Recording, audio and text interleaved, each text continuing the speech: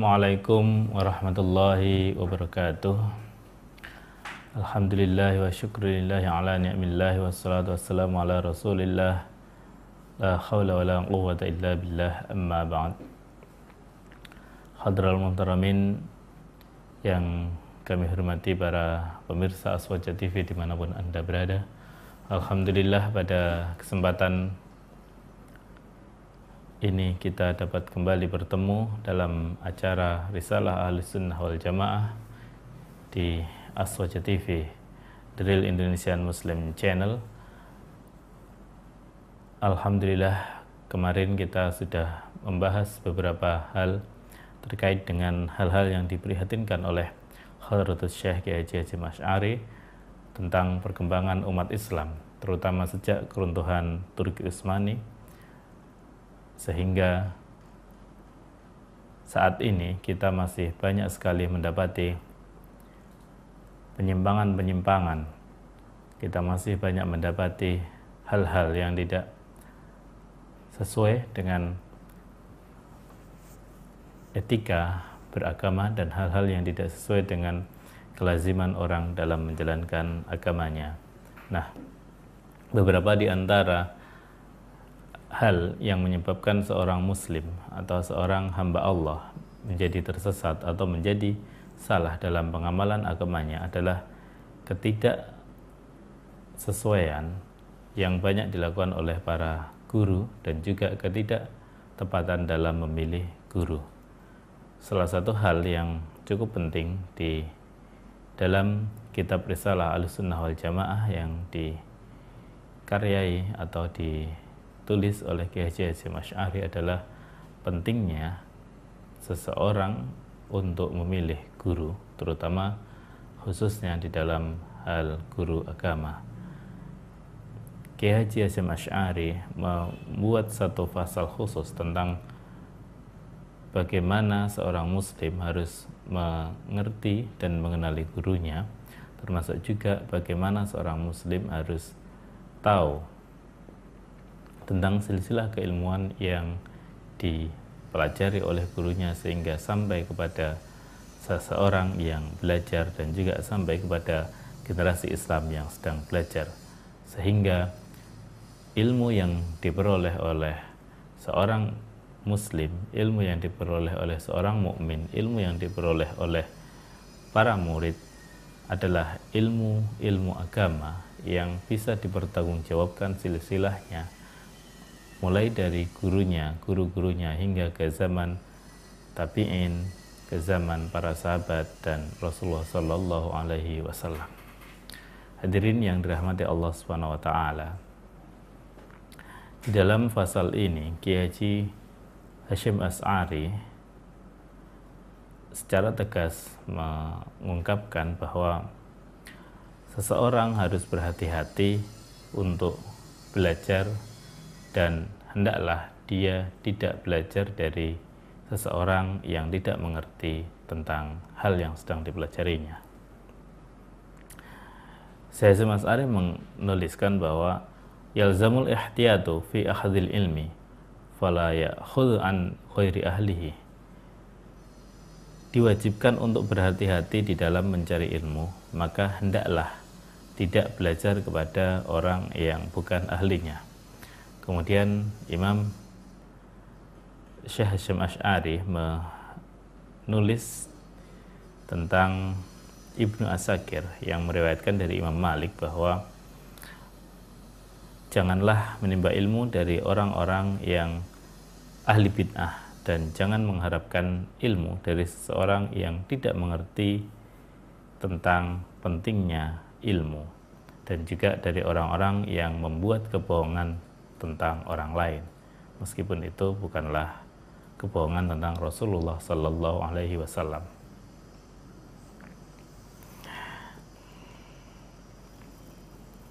Para pemirsa Aswaja TV yang dirahmati Allah Subhanahu Wa Taala, di dalam tulisan ini, di mana Syekh Hasyim Asy'ari membuat sebuah ungkapan yang sangat jelas, membuat sebuah ungkapan yang tegas dan lugas mengenai pentingnya kita untuk mengenali guru kita, mengenai pentingnya kita untuk memperhatikan bahwa tidaklah seseorang murid boleh belajar kepada orang yang tidak diketahui asal-usulnya. Terutama sekali adalah belajar tentang ilmu agama. Karena ilmu agama tidak serta-merta diturunkan oleh Allah Subhanahu wa taala kepada seseorang dengan begitu saja, melainkan ilmu agama diturunkan kepada manusia melalui perantara malaikat Jibril kepada Rasulullah sallallahu alaihi wasallam, kepada para sahabatnya, kepada para sahabat dari sahabat Rasulullah sallallahu alaihi wasallam, kepada orang-orang sesudahnya, kemudian kepada generasi penerusnya, dan terus menerus berlanjut hingga zaman di mana manusia saat ini sedang hidup.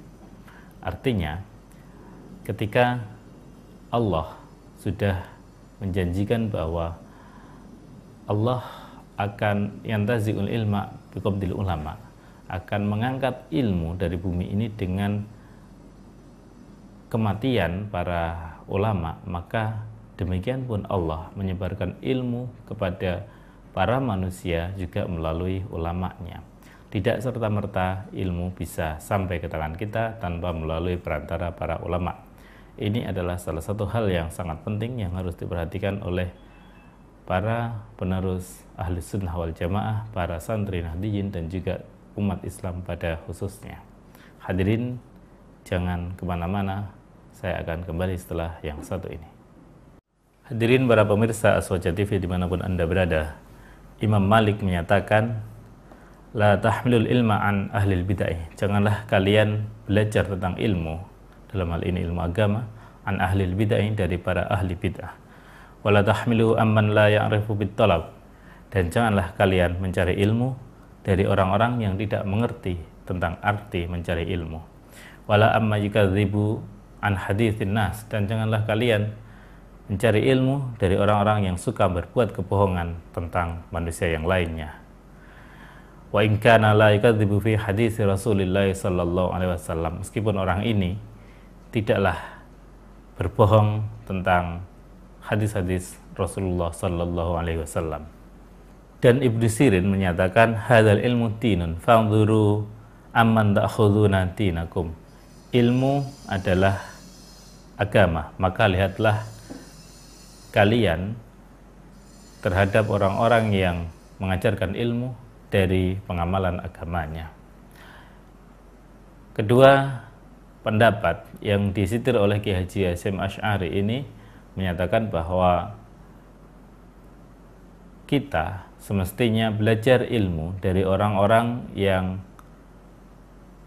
bisa dipercaya, terutama sekali terkait dengan agama adalah dari orang-orang yang pengamalan agamanya juga menunjukkan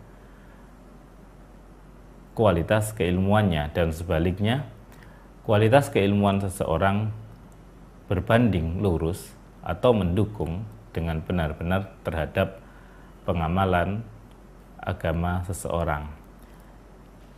Seorang guru yang baik, dia bukan hanya bisa memberikan pelajaran dengan baik, tetapi juga seorang guru yang baik, khususnya dalam hal ini adalah guru agama, dia bisa mengamalkan ajaran-ajaran agamanya yang disebarkan kepada para muridnya, kepada masyarakatnya dengan baik dan benar. Seperti misalnya seorang pemain sepak bola yang baik, dia bila menjadi pelatih bisa menjadi pelatih dengan yang baik. Tetapi bahwa tidak semua pelatih yang baik dulunya adalah pemain sepak bola yang baik. Nah, ini berbeda dengan ilmu agama. Pelatih yang baik di dalam hal sepak bola, meskipun dia tidak pernah bermain sepak bola dengan baik, tetapi bisa mengajarkan sepak bola kepada para muridnya dengan baik, sehingga tim yang dilatihnya mendapat juara, maka pelatih ini sudah disebut sebagai pelatih yang berhasil.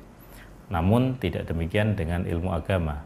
Bila seseorang memiliki murid yang banyak, bila seseorang memiliki murid yang cerdas-cerdas di dalam hal agama, namun sang pengajar agama ini tidak mampu melaksanakan, tidak mampu menjalankan apa yang diajarkannya di dalam dirinya sendiri, kepada dirinya sendiri saat menjalani kehidupan sehari-harinya, maka sesungguhnya dia bukanlah guru yang baik. Seorang pengajar agama dituntut bukan hanya untuk bisa mengajarkan agama dengan baik kepada orang lain, tetapi juga dituntut untuk bisa mengamalkan ajaran-ajaran agama yang disebarkannya terhadap dirinya sendiri. Dengan demikian, agama bagi seorang pengajar berlaku dua arah. Arah pertama kepada dirinya sendiri, ke dalam dirinya sendiri, sedangkan arah kedua adalah asas manfaat yang lebih luas, yakni kepada para muridnya, kepada masyarakat di sekitarnya, dan juga kepada orang-orang yang sezamannya atau bahkan pada zaman setelah kehidupannya. Hadirin para pemirsa Aswaja TV yang dirahmati Allah Subhanahu wa taala. Kenapa Kiai Hasyim Asy'ari menganggap penting untuk menyampaikan hal ini, menyampaikan bahwa seseorang hendaknya belajar agama kepada orang yang sudah dikenalnya, orang yang dapat dipertanggungjawabkan keilmuannya, adalah diantaranya karena sabda Rasulullah Shallallahu Alaihi Wasallam yang juga dicatatkan oleh Kiai Haji Hasyim Asy'ari di dalam kitabnya, yang diriwayatkan oleh Imam Muslim di dalam kitab Sahihnya, yakni bahwa Rasulullah Shallallahu Alaihi Wasallam bersabda, qala Rasulullah Shallallahu Alaihi Wasallam, sayakunu fi akhiri ummati unasun yatahaddatsuna ma lam tasma'u antum wala aba'ukum fa iyyakum wa iyyahum. Rasulullah Shallallahu Alaihi Wasallam bersabda, akan hadir masa-masa di akhir umatku di mana muncul banyak orang-orang yang bercerita tentang hal-hal yang tidak pernah didengar sebelumnya, bahkan dari para leluhur sekalipun. Maka hati-hatilah terhadap mereka. Hadis ini mengindikasikan adanya banyak sekali orang-orang yang melakukan hal-hal yang baru, orang-orang yang menceritakan hal-hal yang baru, padahal hal itu tidak ada sebelumnya, padahal tidak pernah ada kejadian sebagaimana yang diceritakannya. Ini adalah hal yang sangat berbahaya, terutama apabila menyangkut hal-hal yang bersifat agama. Hadirin pemirsa Aswaja TV, tetap di tempat Anda, saya akan kembali beberapa saat setelah yang satu ini. Hadirin para pemirsa Aswaja dimanapun Anda berada, hadis Imam Muslim tadi menggambarkan kepada kita bahwa kelak pada akhir zaman nanti akan ada banyak sekali orang-orang yang pandai berbicara, orang-orang yang pandai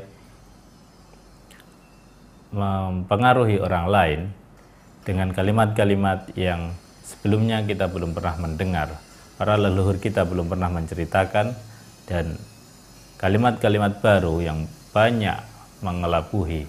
Dalam hadis yang lain, Imam Muslim bahkan menyatakan Rasulullah Shallallahu Alaihi Wasallam itu menggunakan kalimat-kalimat Dajjal yang pandai berbicara dan mengagumkan kalian isi pembicaraannya. Janganlah kalian tersesat dan janganlah kalian tertipu daya oleh penyesatan mereka. Sesungguhnya bahwa ketika kita mengingat tentang kata Dajjal, gambaran yang muncul pada lazimnya adalah gambaran tentang sosok yang berupa fisik manusia dengan ciri-ciri yang begitu mengerikan, dengan ciri-ciri yang mata satu bermata sebelah dan berbadan sangat tidak proporsional dan menakutkan bagi manusia, serta tidak memiliki peri kemanusiaan terhadap kejahatan-kejahatan yang dilakukannya. Tetapi ketika digambarkan dengan dajjal-dajjal yang sangat pandai untuk merayu, dajjal-dajjal yang sangat pandai untuk berbohong, maka sesungguhnya gambaran-gambaran yang muncul adalah betapa dajjal ini berbeda dengan dajjal yang digambarkan sebelumnya, bahwa dajjal yang pandai berbohong bisa jadi adalah sesuatu yang membuat kita terperangah, sesuatu yang membuat kita terkagum-kagum, sesuatu yang membuat kita terkesima, yang kemudian kita percaya kepadanya dari hal-hal yang disampaikan kepada kita. Padahal hal-hal yang disampaikan oleh dajjal yang membuat kita terperangah, membuat kita kagum dan terkesima ini tidak pernah diceritakan oleh para pendahulu kita. Maka sesungguhnya sangat mungkin bahwa gambaran-gambaran tentang dajjal yang pandai berbohong, dajjal yang mampu menyesatkan kita ini adalah sebagai gambaran yang sifatnya hiasan, sebagai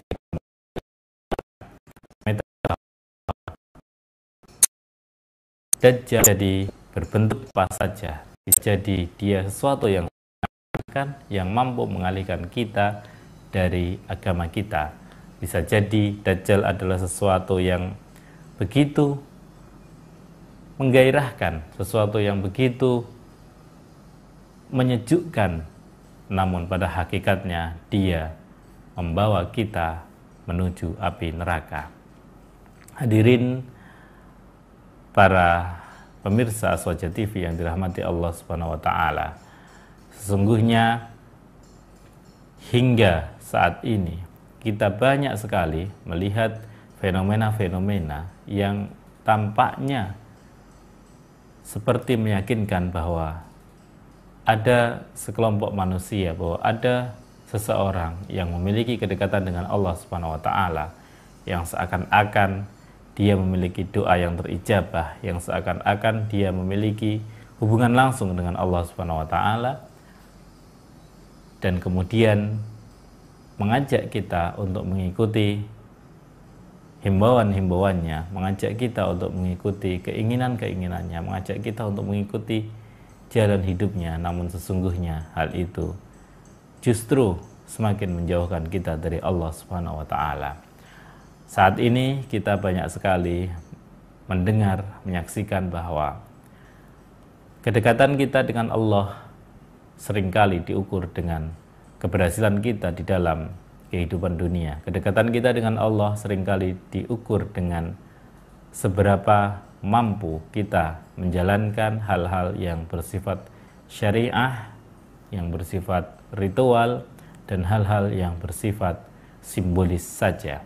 Tetapi kita jarang sekali mengukur bahwa kedekatan seorang hamba, bahwa kedekatan seorang Abdullah, bahwa kedekatan seorang muslim justru akan diukur dari sejauh mana keikhlasan seseorang dalam menjalani hidupnya, sejauh mana keikhlasan seseorang dalam beribadah kepada Allah Subhanahu wa taala, dan sejauh mana, sedalam apa dia bisa menerima qadar dan takdirnya Allah Subhanahu wa taala. Kita seringkali menganggap orang yang secara duniawi sepertinya dia lemah, sepertinya dia kalah, kemudian kita anggap sebagai jauh dari rahmat Allah Subhanahu wa taala. Dan seringkali kita lupa dengan menganggap bahwa orang-orang yang diberi kemudahan di duniawi sebagai orang-orang yang lebih dekat kepada Allah Subhanahu wa taala. Bisa jadi memang demikian, namun bisa jadi justru tidak demikian adanya.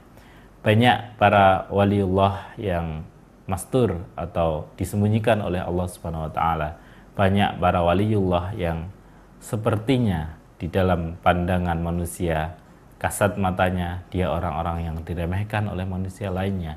Dia orang-orang yang dilecehkan oleh manusia lainnya. Dia orang-orang yang mungkin terasa jijik bagi manusia lainnya, tetapi sesungguhnya dia adalah waliullah yang mastur, yang tidak diperlihatkan kewaliannya oleh Allah Subhanahu wa taala kepada masyarakat di sekelilingnya.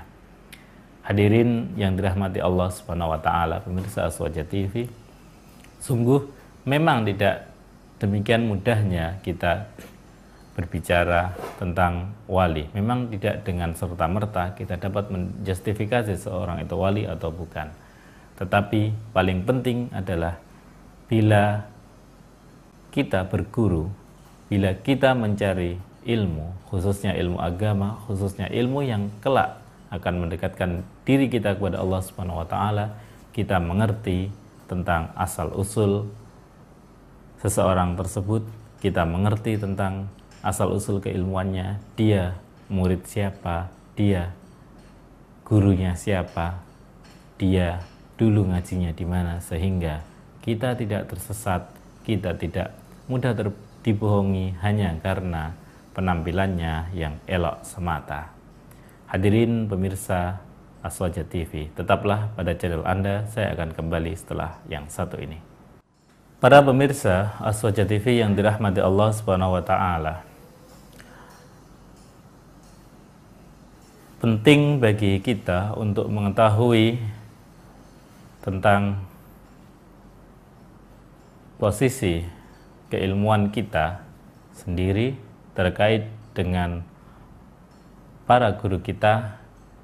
Apakah benar kita sudah memiliki ilmu yang memiliki sanad hingga Rasulullah Sallallahu Alaihi Wasallam ataukah belum? Dalam hal ini, saya Hasyim Asy'ari kemudian menukil dari apa yang diriwayatkan oleh Imam At-Tabrani dari Abi Darda radhiyallahu anhu yang meriwayatkan bahwa Rasulullah sallallahu alaihi wasallam bersabda, "In ahwafa man akhafu ala ummati al-aimmatul mudilluna." Sesungguhnya apa yang paling aku takutkan dari umatku, kata Rasulullah sallallahu alaihi wasallam, ada al-aimmatul mudillun, yakni para pemimpin yang menyesatkan. Dan kemudian juga ada hadis yang diriwayatkan oleh Imam Ahmad dari Ibnu Umar radhiyallahu anha, Ibnu Umar radhiyallahu anhuma, bahwa Rasulullah sallallahu alaihi wasallam sabda, "In akhwafu ma akhafu ala ummati kullu munafiqin alimul lisan." Bahwa sesungguhnya apa yang aku takutkan dari umatku adalah banyaknya orang-orang munafik yang pandai berbicara. Kemudian Imam Al-Manawi tentang hadis ini mensyarahi atau menjelaskan bahwa yang dimaksud sebagai munafikun alimul lisan adalah ay kathirul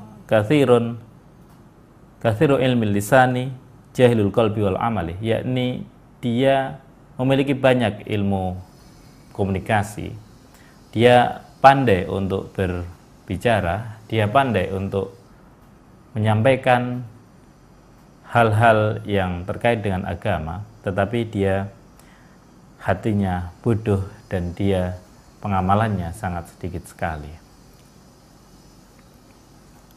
Bahwa orang-orang yang bodoh kemudian mengambil ilmu darinya, padahal hal ini tidaklah baik baginya. Bahwa orang-orang kemudian hanya mencari ilmu dan menyebarkan ilmu sebagai bagian dari pencaharian semata.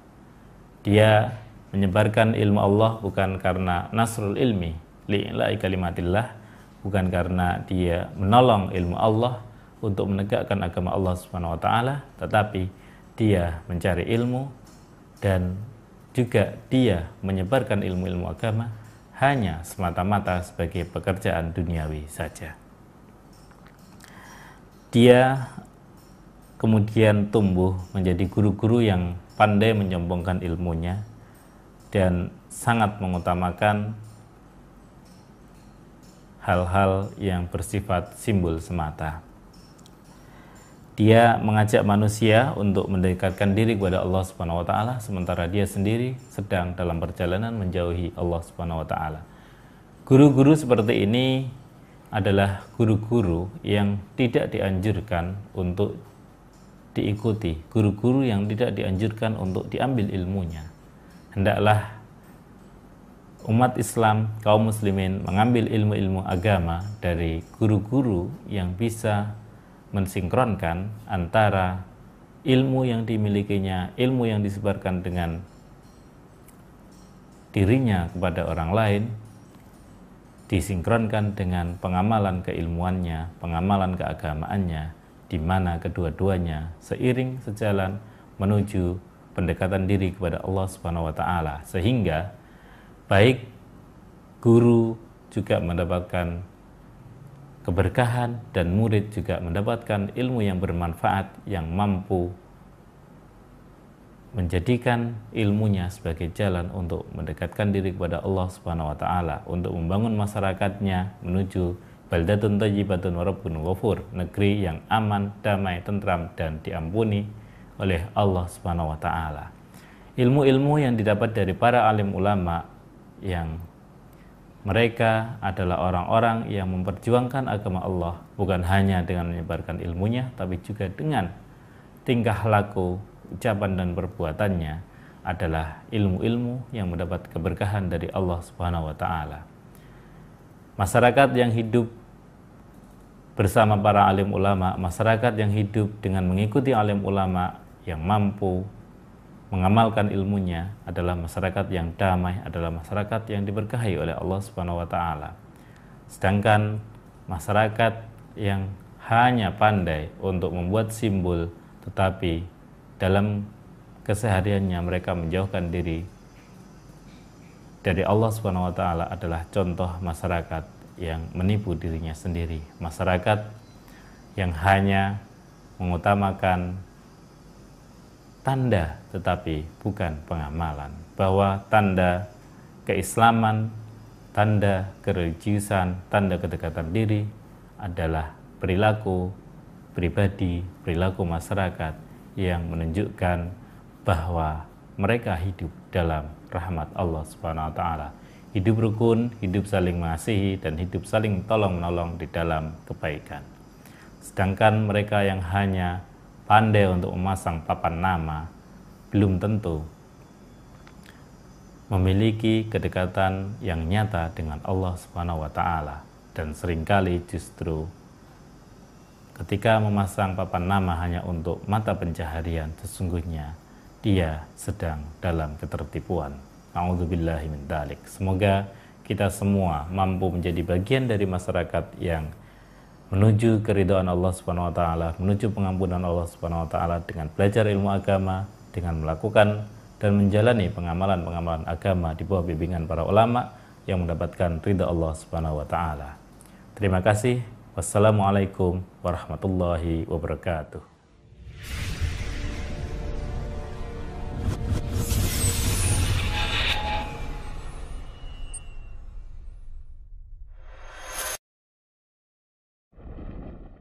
Assalamualaikum warahmatullahi wabarakatuh. Alhamdulillahirabbil alamin wa bihi nasta'inu ala umurid dunya waddin. Wassalatu wassalamu ala asyrafil anbiya'i wa imamil mursalin sayyidina maulana Muhammadin wa ala alihi wa ashabihi wa man tabi'ahum bi ihsanin ila yaumiddin. Amma ba'd. Hadirin para pemirsa Aswaja TV yang dirahmati Allah Subhanahu wa taala. Alhamdulillah pada hari ini kita semua masih senantiasa diberkahi kenikmatan oleh Allah Subhanahu wa taala, kenikmatan berupa sehat, kenikmatan berupa iman Islam, dan iman dan Islam inilah yang terpenting. Karena dengan kenikmatan berupa kesehatan dan iman Islam ini kita masih dapat melanjutkan acara kita Risalah Ahli Sunnah wal Jamaah.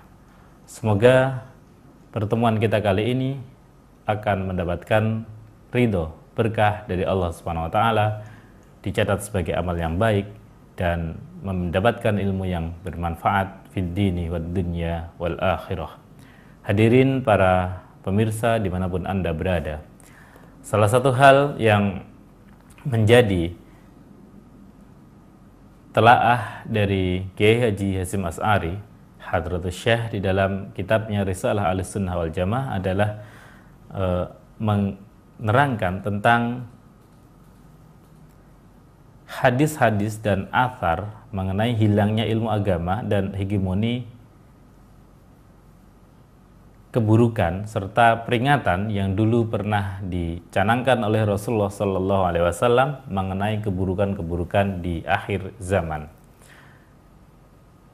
Rasulullah Sallallahu Alaihi Wasallam selaku pemimpin mulai dari zaman ketika beliau diutus hingga akhir hari nanti ketika kiamat tiba, sungguh Rasulullah telah mempersiapkan banyak hal, termasuk memberikan bekal kepada umatnya yang terpenting, yakni dua hal sebagaimana di dalam hadis beliau yang sangat masyhur bahwa taraktu fikum amraini ma in tamassaktum bihima lan tadillu abada, kitaballahi wa sunnat rasulih. Aku, kata Rasul, telah meninggalkan dua hal bagi kalian semua. Apabila kalian berpegang teguh pada kedua hal ini, maka pasti kalian tidak akan tersesat selama-lamanya. Dua hal ini yang dimaksud adalah kitaballahi wa sunnat rasulih, yakni kitabullah, Al-Quran, wa sunnat rasulih, dan sunnah-sunnah, hadis-hadis, cerita-cerita, perkataan-perkataan, dan kondisi fisik serta ketetapan Rasulullah Sallallahu Alaihi Wasallam. Nah, selain hadis-hadis Rasulullah Sallallahu Alaihi Wasallam yang menceritakan tentang kondisi pada zaman itu dan menceritakan tentang bagaimana seharusnya umat Islam berjuang, bagaimana seharusnya umat Islam menjalani hidupnya, dan hadis-hadis mengenai cerita Rasulullah Sallallahu Alaihi Wasallam tentang hari akhir, tentang hari kiamat, tentang alam-alam setelah alam dunia, Rasulullah Sallallahu Alaihi Wasallam juga sudah menjelaskan perihal kenyataan-kenyataan hidup yang kelak akan dihadapi oleh umatnya, terutama umat-umat yang tidak lagi dapat melihat dan mendengarkan sabda beliau sendiri secara langsung dari lisan beliau. Nah, umat-umat ini, umat-umat yang lahir belakangan, termasuk kita semua, adalah termasuk umat yang beruntung. Kenapa? Karena meskipun kita tidak dapat menyaksikan langsung Rasulullah Sallallahu Alaihi Wasallam, kita tidak dapat mendengarkan langsung sabda baginda Rasul, tetapi hingga hari ini kita mengimani beliau sebagai utusan Allah terakhir, kita mengimani beliau sebagai Nabi akhir zaman yang mengantarkan kita untuk selamat sejak hidup di dunia hingga di akhirat kelak. Para pemirsa Aswaja TV yang dirahmati Allah Subhanahu wa taala, salah satu hal yang telah diperingatkan oleh Rasulullah Sallallahu Alaihi Wasallam kepada umatnya, khususnya kepada umat yang lahir belakangan, ini kemudian diulang lagi oleh Hadratus Syekh Kiai Haji Hasyim Asy'ari di dalam kitabnya Risalah Ahli Sunnah wal Jamaah, di mana Hadratus Syekh juga menukil penjelasan dari Imam Ibnu Hajar Al-Asqalani di dalam kitab Fathul Bari yang menyatakan bahwa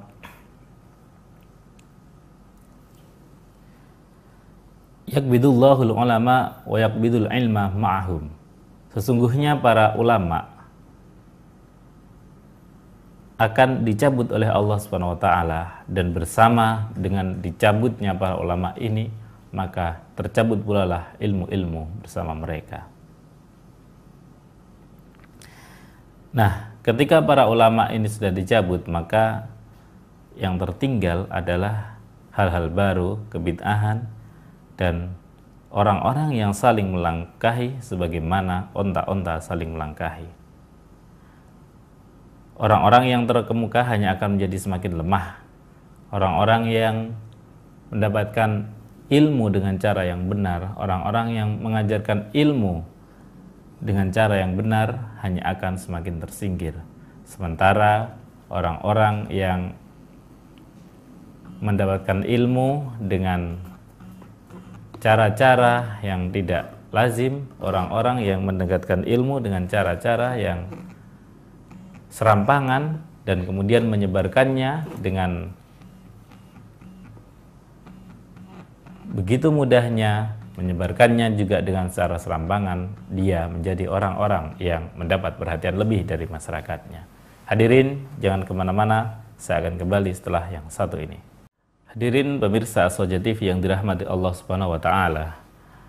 Rasulullah Shallallahu alaihi wasallam telah mensinyalir bahwa kelak akan ada umatnya yang hidup pada zaman di mana orang-orang alim yang mendapatkan ilmunya dengan benar tersisih oleh mereka orang-orang yang hanya mengandalkan sedikit ilmu, tetapi mereka memang memiliki kepandaian untuk berbicara. Pada zaman Rasulullah, hal ini digambarkan sebagai orang-orang yang saling melangkahi seperti onta yang saling melangkahi, di mana pada saat itu orang-orang yang terkemuka, dalam arti orang-orang yang memiliki keutamaan, orang-orang yang mengamalkan ilmunya dengan benar, menyampaikan ajaran-ajaran Allah dengan benar, dan dapat dipertanggungjawabkan sesuai dengan aturan-aturan yang telah disepakati oleh para ulama, menjadi orang-orang yang lemah dan menjadi orang-orang yang tersisihkan. Sementara orang-orang yang memiliki sedikit ilmu namun mereka memiliki kepandaian untuk berbicara, muncul sebagai orang-orang yang disegani, sebagai orang-orang yang diikuti pendapatnya oleh banyak orang. Hadirin, dulu ketika Rasulullah Shallallahu alaihi wasallam sewaktu melaksanakan haji wada sudah memberikan pesan kepada umatnya bahwa Rasulullah Shallallahu alaihi wasallam bersabda, "Ya ayyuhan nas, khudhu minal ilmi qabla an yaqbida wa qabla an yarfa'a minal ard. Ala inna dhihabal ilm dhihaba hamlatuhu." Wahai para manusia, peliharalah ilmu agama sebelum ia dihilangkan dari muka bumi. Peliharalah ilmu agama sebelum ia diangkat oleh Allah Subhanahu wa taala dari dunia ini. Maka ingatlah bahwa hengkangnya ilmu adalah melalui kepergian para pengampunya. Lalu suatu ketika ada seorang badui datang sekonyong-konyong kepada Rasulullah Sallallahu alaihi wasallam. Kemudian badui ini bertanya, "Wahai Rasulullah Sallallahu alaihi wasallam, apakah yang akan terjadi kepada anak turunku?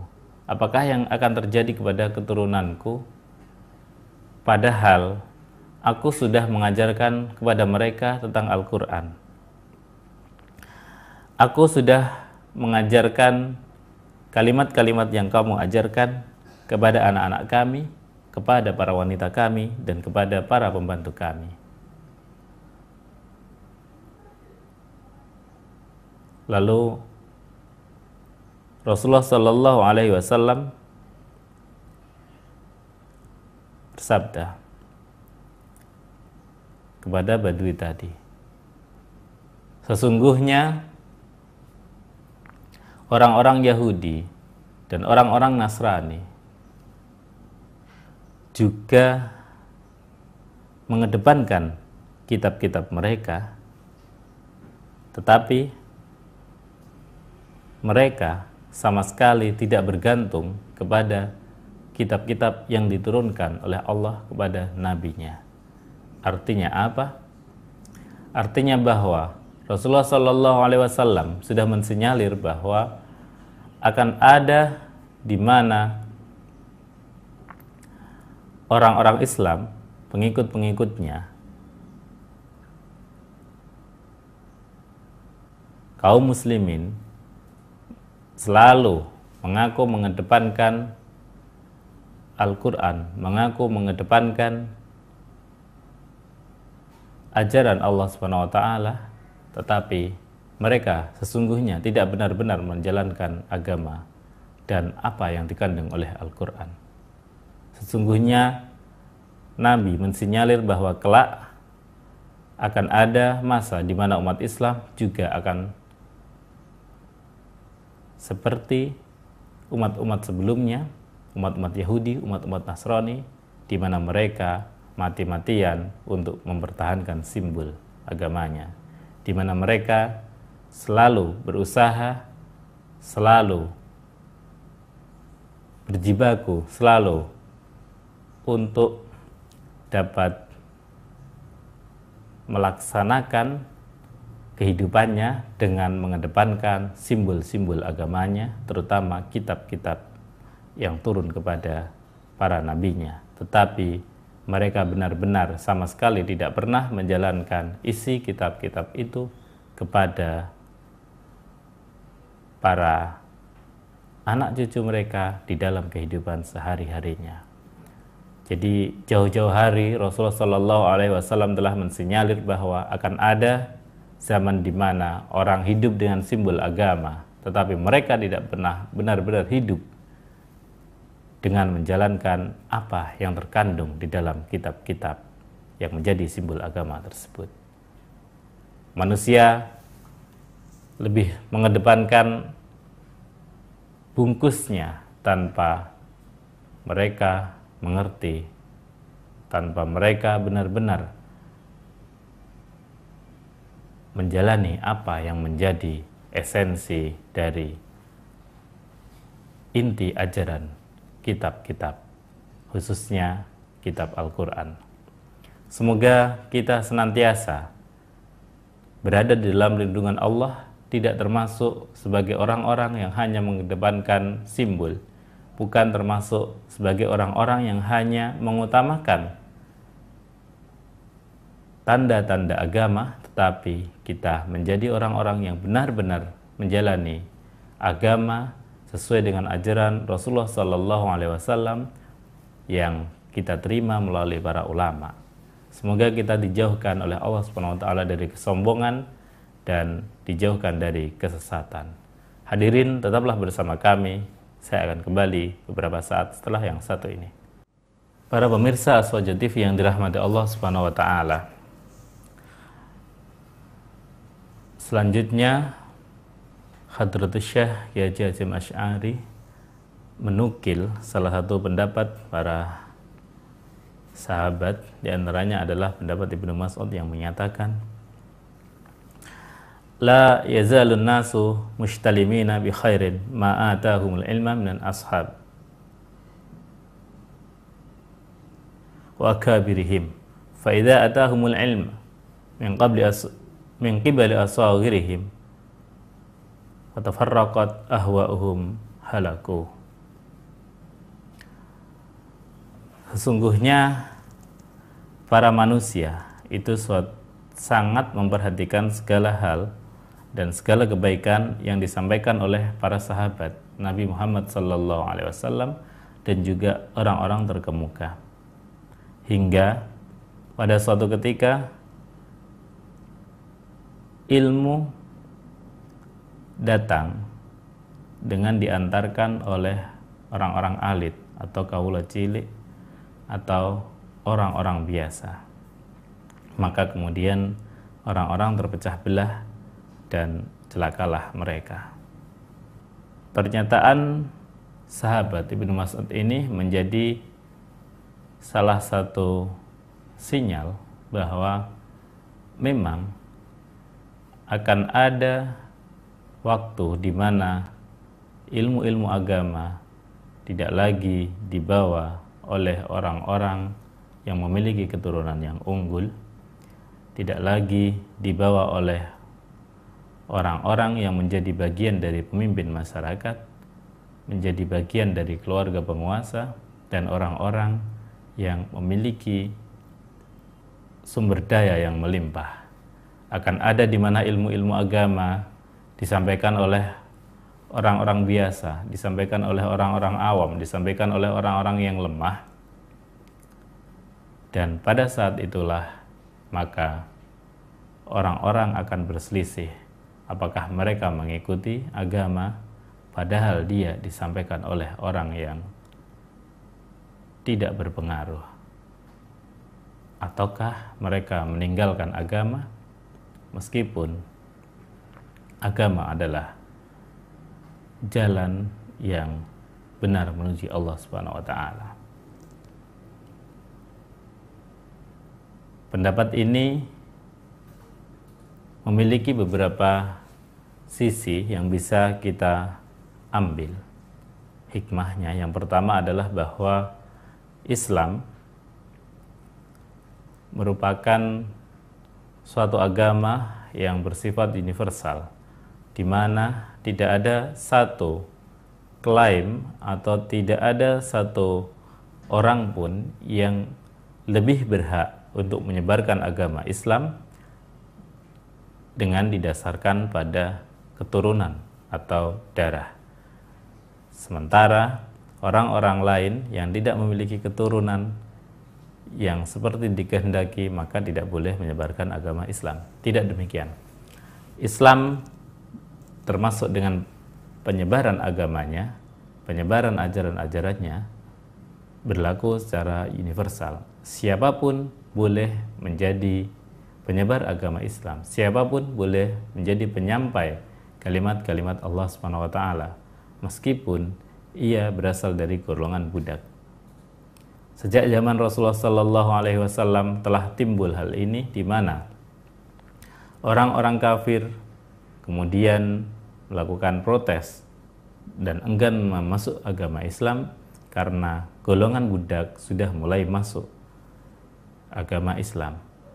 Dulu ada di mana orang-orang yang ingin masuk Islam protes, mereka bilang kepada Nabi, bagaimana kami akan masuk Islam padahal di dekatmu banyak sekali orang-orang yang lemah dan hina. Lalu dengan hal ini Nabi bersikukuh bahwa semua yang sudah menjadi muslim maka dia menjadi sama kedudukannya di hadapan Allah Subhanahu wa taala. Allah tidaklah melihat agama seseorang, Allah tidaklah melihat kualitas pribadi seseorang didasarkan kepada pakaiannya, didasarkan pada harta bendanya, dan didasarkan pada rupanya. Tetapi Allah Subhanahu wa taala melihat kepada hati dan juga perbuatan-perbuatan seorang muslim. Siapa yang lebih mulia di hadapan Allah di antara orang-orang muslim adalah mereka yang lebih bertakwa kepada Allah Subhanahu wa taala. Kembali kepada sinyalemen yang telah dilontarkan oleh Abdullah bin Mas'ud tadi, bahwa agama yang kemudian sampai kepada masyarakat tidak serta-merta harus didukung oleh orang-orang yang berkuasa, tidak serta-merta dia harus disampaikan oleh orang yang berkuasa. Sangat mungkin terjadi agama atau kebenaran justru berada di tangan orang-orang yang lemah, agama disampaikan oleh orang-orang yang tidak memiliki kekuasaan. Maka kebenaran tidak menjadi monopoli penguasa, kebenaran tidak menjadi monopoli keturunan tertentu, karena kebenaran berlaku universal, di mana Allah dan Rasulullah Shallallahu Alaihi Wasallam sebagai poros utama dari kebenaran agama Islam. Hadirin, tetap pada channel Anda, saya akan kembali setelah yang satu ini. Assalamualaikum. Yuk kita sapa saudara dan jalin silaturahmi lewat video salam-salam. Rekam video salam Anda, lalu kirim ke Facebook atau Twitter Aswaja.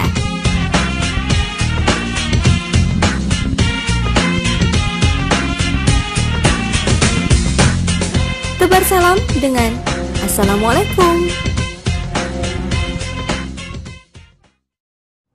Para pemirsa Aswaja TV dimanapun Anda berada, sesungguhnya agama Allah Subhanahu wa taala, agama Islam yang kita anut adalah agama yang mengatur hubungan antar manusia berdasarkan persamaan dan kesederajatan. Agama Islam adalah agama yang mengajarkan egaliter, agama yang mengajarkan kesetaraan di antara para manusia dan tidak membedakan seseorang berdasarkan warna kulit, golongan darah, dan juga warna rambut misalnya. Termasuk di dalam hal ini adalah bahwa para pengajar agama tidaklah harus berasal dari orang-orang yang terkemuka. Para pengajar agama dapat berasal dari mana saja. Para pengajar agama tidaklah harus orang-orang yang memiliki ilmu bergudang-gudang, orang-orang yang sudah mampu membaca puluhan ribu kitab misalnya. Tetapi Rasulullah Shallallahu Alaihi Wasallam menyatakan, "Balighu anni walau ayah." Sampaikanlah dariku, meskipun itu hanya seayat saja. Memang benar demikian. Akan tetapi satu hal yang harus diingat bahwa ilmu yang didapatkan haruslah didapatkan dengan cara yang benar, didapatkan dari orang-orang yang benar, dan disebarkan dengan cara yang benar, dan juga dapat dipertanggungjawabkan kebenarannya. Artinya, meskipun ilmu, terutama ilmu Allah, ilmu agama, dapat disampaikan oleh siapa saja, meskipun ilmu dapat disampaikan di mana saja, meskipun siapapun orang itu boleh menyampaikan hal-hal yang menjadi perintah-perintah Allah, hal-hal yang termasuk di dalam ajaran agama, tetapi yang terpenting adalah bahwa mereka yang sedang belajar ilmu harus memperhatikan kepada siapa mereka belajar. Mereka yang ingin menuntut ilmu harus memperhatikan di mana mereka sedang menuntut ilmu atau di mana mereka ingin menuntut ilmu. Karena barang siapa yang menuntut ilmu secara serampangan, barang siapa yang mencari ilmu dengan tidak memperhatikan gurunya, maka sesungguhnya dia memiliki ilmu yang terputus, yang tidak sampai sanadnya kepada Rasulullah Sallallahu Alaihi Wasallam. Oleh karena itu, di dalam tradisi Ahlus Sunnah wal Jamaah, di dalam tradisi pondok pesantren di Indonesia, di Nusantara ini, para ulama senantiasa memberikan sanad ilmu, para ulama senantiasa menyampaikan silsilah keilmuannya kepada muridnya, sehingga muridnya dapat mempertanggungjawabkan keilmuannya, kemampuannya di hadapan masyarakat dan juga di hadapan Allah Subhanahu wa taala. Seseorang yang mendapatkan sanad atau mendapatkan silsilah keilmuan dari seorang ulama, dia akan menyebarkan ilmunya dengan pertanggungjawaban kepada gurunya dan pertanggungjawaban kepada masyarakatnya serta pertanggungjawaban kepada Allah Subhanahu wa taala. Tentang silsilah keilmuan ini, kita mendapati bahwa dulu pada zaman sepeninggal Rasulullah Sallallahu Alaihi Wasallam, suatu ketika ada seorang sahabat bernama Urwah. Beliau mendengarkan sabda dari Rasulullah Sallallahu Alaihi Wasallam tentang hadis yang menyatakan bahwa Allah akan mencabut ilmu dengan mencabut para ulamanya. Kemudian saya menceritakan hal ini kemudian sahabat Urwah menceritakan apa yang didengarnya dari Rasulullah Sallallahu Alaihi Wasallam kepada Abdullah bin Umar. Kemudian selain kepada Abdullah bin Umar, Urwah juga menceritakan hadis tersebut kepada Sayyidah Aisyah, istri Rasulullah Sallallahu Alaihi Wasallam. Akan tetapi rupanya Sayyidah Aisyah juga sudah mendengarkan cerita yang sama tentang hadis Nabi Muhammad Sallallahu Alaihi Wasallam dari sahabat Abdullah bin Umar. Nah, sehingga kemudian Sayyidah Aisyah, itu Rasulullah Shallallahu Alaihi Wasallam berkata kepada Urwah, wahai Urwah, datanglah kamu kepada Abdullah bin Umar dan kukuhkanlah hafalanmu tentang hadis tersebut. Nah, hadis ini menunjukkan bahwa menjadi sangat penting untuk mengerti silsilah keilmuan, untuk memiliki silsilah keilmuan, karena dulu para sahabat pun mempraktekkan hal yang demikian ini. Ilmu yang didapatkan dengan cara yang benar dapat dipersaksikan dengan cara yang benar dan dapat di cross check kepada pihak-pihak yang sudah memiliki ilmu yang sama, apakah dulu memang begitu ataukah bagaimana. Hadirin yang dirahmati Allah Subhanahu wa taala, pemirsa Aswaja TV dimanapun Anda berada, terima kasih atas perhatiannya. Mohon maaf atas kekurangan. Wallahul muwaffiq ila aqwamit thoriq. Wassalamualaikum warahmatullahi wabarakatuh.